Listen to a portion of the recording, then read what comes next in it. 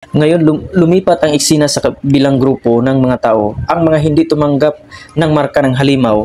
Sa madaling salita, sila ang mga tumanggap ng tatak ng Diyos. Tulad ng nabanggit na dati, ang pagkasunod-sunod ng mga pangyayari sa aklat ng pahayag ay medyo naiba. Isang karaniwang pagkamali ang isiping ang mga pangyayaring binanggit dito ay nangyari ng sabay-sabay sa mga naunang talata. Ngunit sa mga sumusunod na kabanata ng pahayag maliwanag na hindi sila sabay. Sa halip pwedeng natin ang pahayag 14:14 na basahin hanggang sa pahayag 15:4 bilang tuloy-tuloy na kwento ng mga huling pangyayari.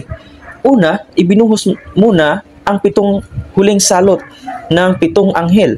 At ang pangalawa ay pagkatapos ay dadalhin sa langit ang mga may tatak ng Diyos.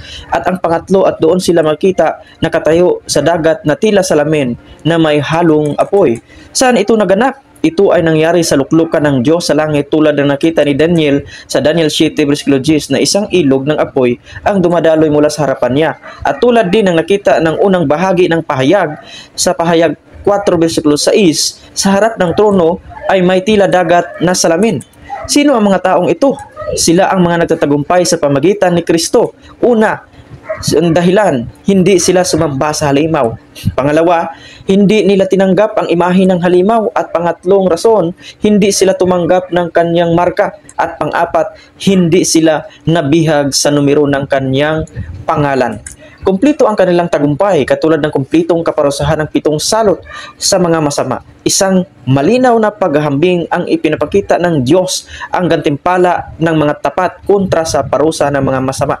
Kaya ano ang kahulugan ng dagat na salamin na may halong apoy? May dalawang simbolo ito. Una, tubig. Ang tubig ay tumutukoy sa binyag at paglilinis ng Diyos. At ang pangalawa, ang apoy. Ang apoy ay tumutukoy sa binyag ng banal na espiritu at paglilinis sa apoy ng pagsubok. Mabasa ito sa Matthew 3:11, siya ay nagbabautismo sa inyo sa banal na espiritu at apoy. Walang iba kundi si Juan Bautista.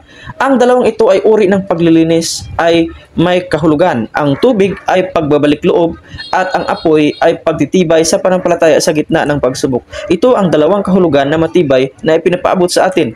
144,000 o mga tinatakan ng Diyos ay lubos ng nilinis at naibalik ang larawan ni Kristo sa kanilang buhay. Kaya sila ay karapat-dapat na tumayo sa harapan ng Diyos, hawak ang mga alpa o harp bilang pag-aawit ng tagumpay.